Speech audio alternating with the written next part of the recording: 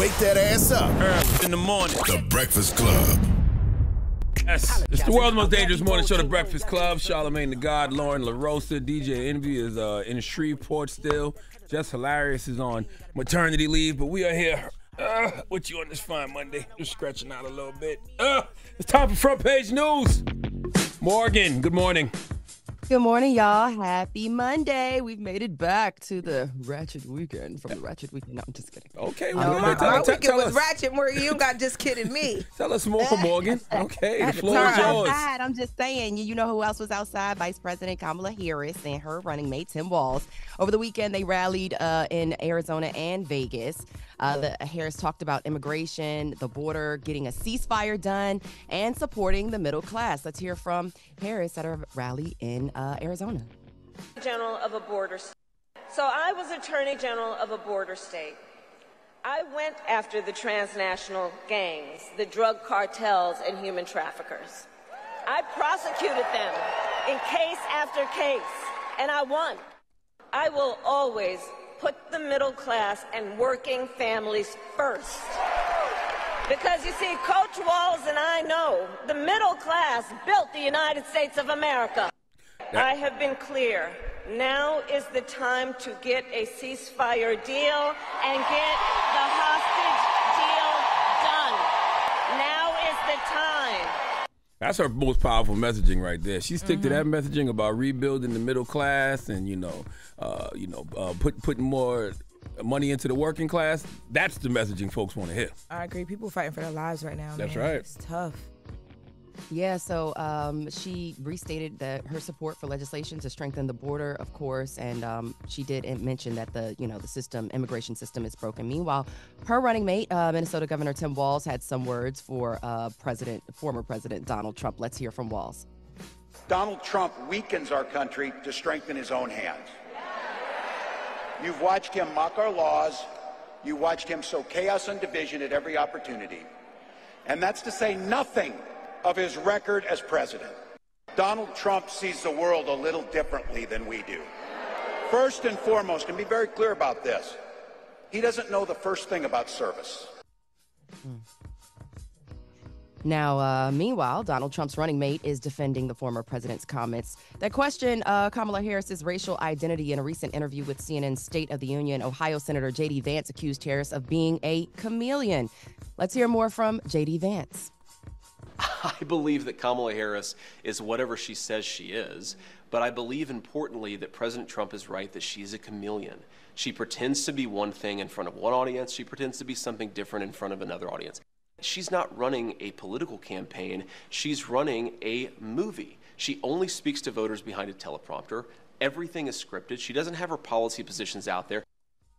Yeah, he went on to call her a fundamentally fake person. Of course, this comes after last month where Trump claimed that Harris turned black in that sit down with the NABJ. Now, well, couldn't the same thing be said about J.D. Vance, though? There was a time when J.D. Vance was one of Trump's biggest haters when he said that, Trump could be America's Hitler. America's Hitler. Mm-hmm. Yeah, so, absolutely. Now he a MAGA chameleon. That's what I'm saying. So couldn't the same thing be said about him?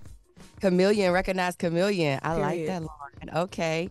Yes, the same could be said. But we're going to go ahead and switch gears. There's more coming out in the case of Sonia Massey, the former Illinois deputy who shot and killed Sonia Massey. He will remain in jail as his trial plays out. Last month, Sean Grayson shot Massey in her home after she called for help. She called 911, and he's now facing first-degree murder charges. On Friday, a judge denied Grayson's request to be released on bail to accommodate his medical needs, which include treatment for colorectal cancer.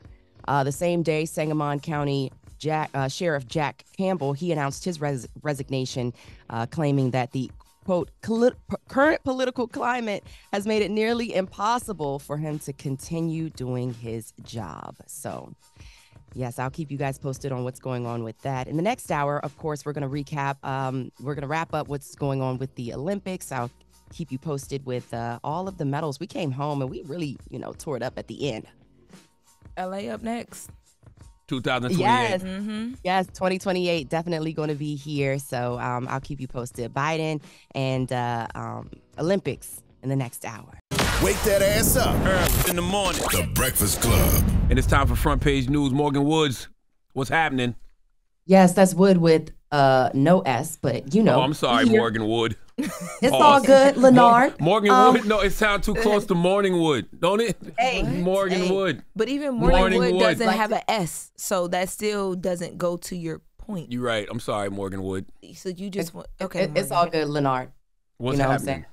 Early rising. We love it either way, right? That's right. Oh. Oh, I get what you did there. That's why you married. Yeah. Go off, girl.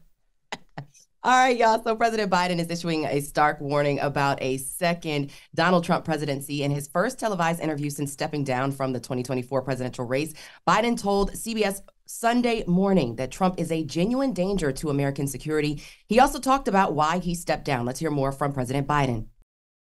Look, we're at an inflection point in world history. We really are. The decisions we make in the last 3-4 years and the next 3 or 4 years are going to determine what the next 6 decades look like. If he wins this this election, watch what happens. It's a danger. He's a genuine danger to American security.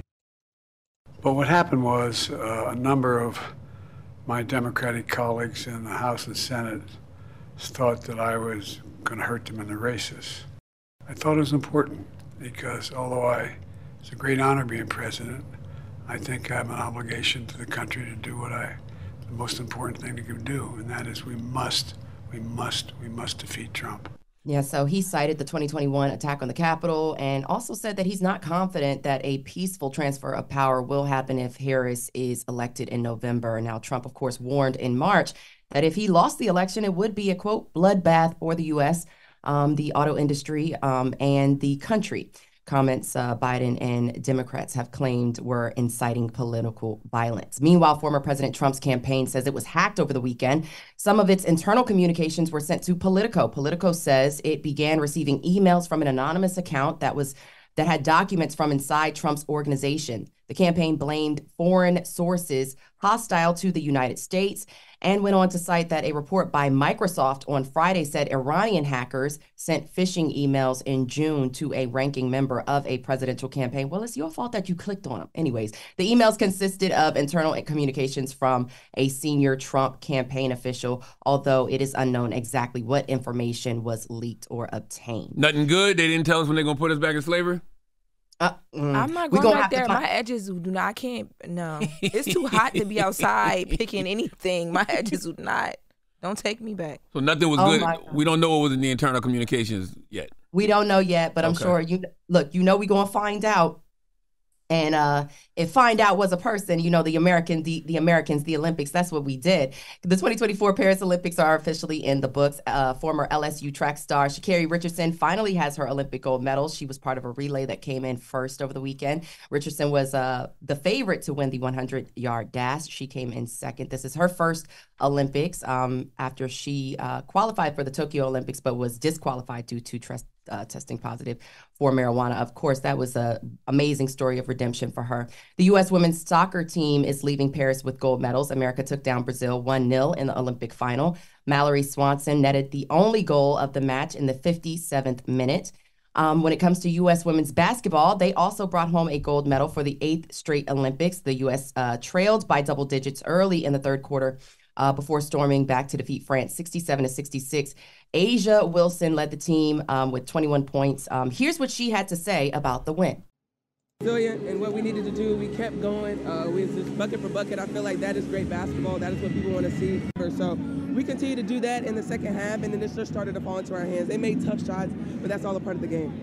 It's all a part of the game. So that extended the women's winning streak to 61 games. On the men's side, the U.S. Basketball swept with the gold medals. LeBron James put up just the fourth triple-double in Olympic history as the U.S. men rallied to beat France and in their fifth straight gold medal. Now, with all the good, there's some bad news. The U.S. Olympic and Paralympic Committee will appeal the decision to strip gymnast Jordan Chiles of her bronze medal. They reversed that decision over the weekend. On Sunday, the International Olympic Committee said it would reallocate the floor exercise Bronze medal to Romania's Ana Barbosu after a ruling by the Court of Arbitration for Sport. The ruling found that the U.S. inquiries over Chiles' score came after the 1-minute deadline and reinstated her original score, which places her at 5th place.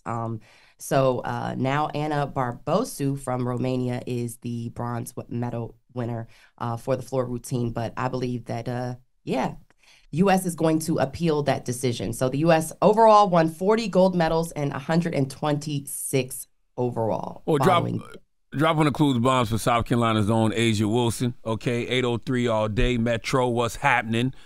And congratulations to everybody else, too. Oh, and everybody else. Yeah. So. Congratulations. Everybody else, we'll see y'all in 2028 in LA. Right. It's going to be crazy in LA. Is LA big enough to hold the Olympics? I don't know, but I'm worried about the traffic. Like, remember the story about like Sha'Carri and the other girls that had to like walk and like all that stuff because they like weren't getting around something or whatever on time? Yeah. Yeah, the gates, they changed the rules for the gates. They better give them like superwoman powers when they get to LA because that traffic is going to be crazy. They not like us. They not like us. There's going to be mad people getting robbed in LA in 2028. People going to be getting jacked for their gold medals. Okay. Yo, that's crazy. I saw it last night. I was watching something last night. I guess it was the wrap-up for the Olympics.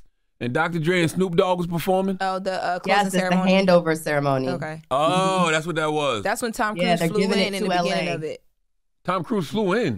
He rappelled into the, he did his own stunts. He rappelled into the closing ceremony. I didn't see that. I just saw the most popular rapper in the world and probably one of the most popular people to ever walk the face of the earth, Snoop Dogg, performing. So I stopped to see what was going on. And then Dr. Dre came out and I was like, oh, this is in LA. For LA. Yeah. For 2028. If I see people on World Star with medals from the Olympics in 2028, like, come get your chain, that's going to be crazy. It's happening. Morgan Wood, thank you.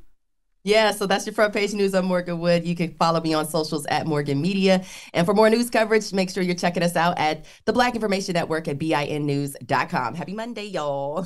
Wake that ass up. Early in the morning. The Breakfast Club.